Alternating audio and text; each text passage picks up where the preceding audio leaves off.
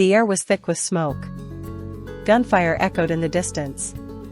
And in the heart of that chaos, one soldier collapsed, bloodied, trapped behind enemy lines, too weak to cry for help.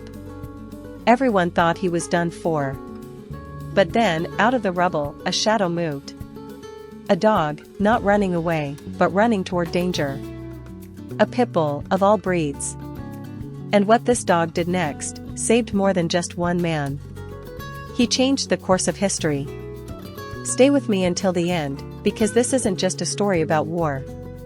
It's a story about loyalty, sacrifice, and how one Pitbull became the pride of a nation. The year was 1943. World War II had reached its darkest days. American troops were stationed deep in Europe, facing brutal resistance every step forward. Among the soldiers was Private James Carter, a 22-year-old from Georgia. He had no family but had brought along one companion from back home, his dog, Duke, a stocky gray pit bull with a white chest and fearless eyes. To the commanders, bringing a dog to war seemed foolish. But to James, Duke wasn't just a dog. He was his protector, his friend, the only piece of home he had left. And soon, Duke would become something much more. It happened during a mission near the French countryside. James and his unit were sent to deliver vital intel to Allied forces. But halfway there, they were ambushed. Bullets flew from every direction. Explosions rocked the trees. He fell behind enemy lines, bleeding, unable to move, hidden beneath collapsed debris. No one saw him fall. No one knew he was missing.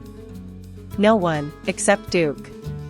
The Pitbull had been trained to stay back at camp, but when he sensed something was wrong, he didn't wait. He broke free, darting into the trees, ignoring gunfire and flames. It was pitch dark. But Duke kept moving, nose to the ground, heart pounding. He searched through mud, smoke, bodies, until he found him. James lay unconscious, breath faint, blood soaking the earth. Duke whined, nuzzled his face, then did something unbelievable. He grabbed James's helmet strap with his teeth, and dragged him. Inch by inch. Foot by foot. Across a battlefield. Enemy fire lit up the night. But Duke didn't stop. He dragged his human for half a mile, through thorns, trenches, shattered glass, until he reached the edge of the Allied camp. Soldiers saw the silhouette of a dog pulling a limp body across the hill. At first, they thought it was a hallucination. But when they rushed to help and saw James, barely alive, with Duke panting, his paws torn and bloody, the camp fell silent. Medics immediately worked on James. They said 10 more minutes and he would have bled out.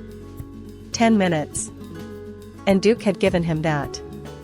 But that's not where the story ends. Later, commanders discovered James had been carrying a message, critical coordinates that could save thousands of Allied troops from a deadly ambush. The letter had almost been lost. Until Duke brought his soldier. And the message, back to safety. That night, the generals didn't speak about strategy. They spoke about Duke. The dog who not only saved a soldier, he helped save an army. James recovered. Duke stayed by his side. And when the war ended, they returned home together, not just as survivors, but as heroes. Duke was awarded the Silver Star for Valor, one of the few dogs in history to receive it. Veterans wept as his story was told. Children wrote letters to him. Presidents shook his paw. But to James, none of that mattered. What mattered was that Duke never left him. Not in life. Not in war. Not in death. Years later, when Duke passed away peacefully at the age of 15, James buried him beneath the same oak tree they used to sit under back home. And every year, on Memorial Day, James visited that tree, placed his hand on the grave, and whispered, "You didn't just save my life, you saved my soul." If this story touched your heart, please subscribe to our channel and like this video. We share true stories of brave dogs, unbreakable loyalty, and the bonds that survive even the darkest of times. Thank you for watching, and always remember, heroes come in all shapes and sizes, and some of them have fur.